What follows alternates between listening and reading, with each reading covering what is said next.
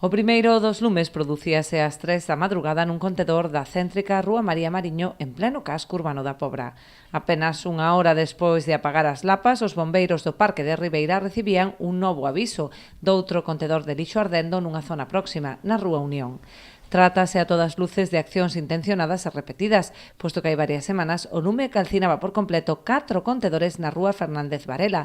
Días antes tamén se rexistraban incendios en varios contedores das rúas do Castelo, San Roque e Rafael Dieste. É o quinto episodio que se repite, e ademais sempre co mismo modus operandi, non? O sea, son incendios que se provocan a horas nas que habitualmente a xente non anda pola rúa, pois de madrugada, sobre as 2 ou 3 da mañán. A Garda Civil e a Policía Local da Pobra traballan xa sobre diversas liñas de investigación para dar co autor ou autores destes actos, que ademais da alarma social xeran importantes gastos ao Concello. Os contenedores son pezas que non son baratas, son caras, e evidentemente tamén hai un coste aí de material.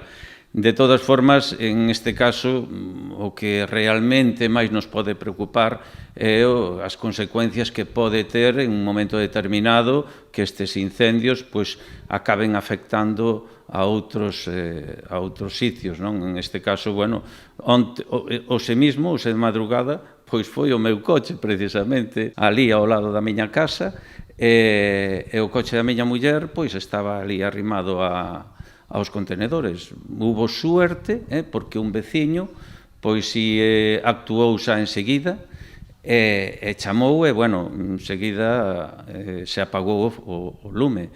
Pero se chega a queimarse o coche, estaríamos agora falando dun episodio con características máis dramáticas. As forzas de seguridade agardan que nas próximas semanas se produzan avances para identificar os autores e poñer fin a estes sucesos que manteñen en alerta a veciñanza.